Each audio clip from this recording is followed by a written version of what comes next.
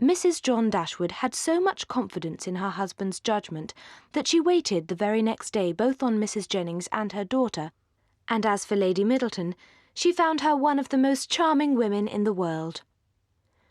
The Dashwoods were so prodigiously delighted with the Middletons that they invited them to dine in Harley Street, where they had taken a very good house for 3 months.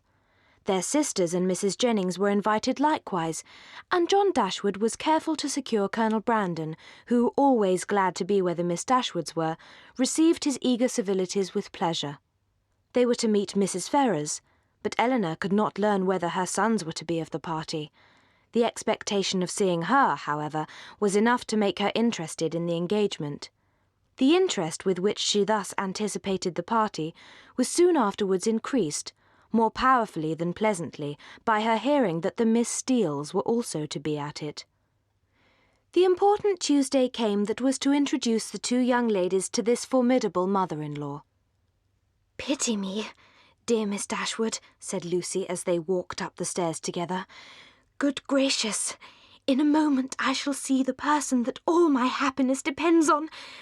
This is to be my mother." Elinor assured her, and with great sincerity, that she did pity her. Mrs. Ferrars was a little, thin woman, upright even to formality in her figure, and serious even to sourness in her aspect. She was not a woman of many words, and of the few syllables that did escape her, not one fell to the share of Miss Dashwood, whom she eyed with the spirited determination of disliking her, at all events. Elinor could not now be unhappy by this behaviour. A few months ago it would have hurt her exceedingly, but it was not in Mrs. Ferrars' power to distress her by it now, and the difference of her manners to the Miss Steeles, a difference which seemed purposely made to humble her more, only amused her. Elinor's curiosity to see Mrs. Ferrars was satisfied. She had found in her everything that could tend to make a farther connection between the families undesirable.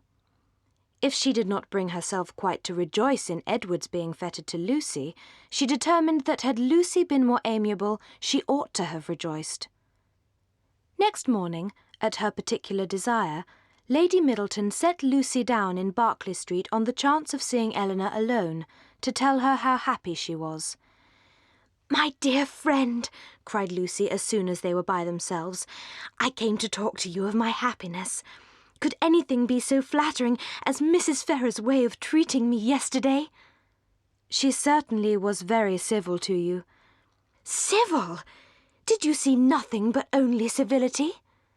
"Undoubtedly, if they had known of your engagement," she said, "nothing could be more flattering in their treatment of you, but as that was not the case—" "I guessed you would say so," replied Lucy quickly, "but there was not reason in the world why Mrs. Ferrars should seem to like me if she did not." Elinor was prevented from making a reply by the doors being thrown open, the servants announcing Mr. Ferrars, and Edward's immediately walking in. It was a very awkward moment, and the countenance of each showed that it was so. Edward seemed to have as great an inclination to walk out of the room again as to advance further into it. The ladies recovered themselves first.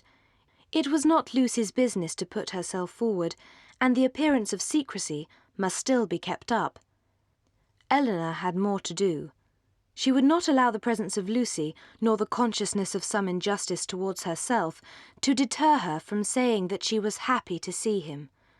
Lucy, with a demure and settled air, seemed determined to make no contribution to the comfort of the others, and would not say a word, and almost everything that was said proceeded from Elinor. Her exertions did not stop here, for she soon afterwards felt herself so heroically disposed as to determine, under pretence of fetching Marianne, to leave the others by themselves. Marianne's pleasure in seeing him was like every other of her feelings, strong in itself and strongly spoken. "Dear Edward," she cried, "this is a moment of great happiness." Edward tried to return her kindness as it deserved, but before such witnesses he dared not say half what he really felt. Again they all sat down, and for a moment or two all were silent. Edward was the first to speak, and it was to notice Marianne's altered looks. "Oh, don't think of me," she replied with spirited earnestness, though her eyes were filled with tears as she spoke. "Don't think of my health. Elinor is well, you see. That must be enough for both of us."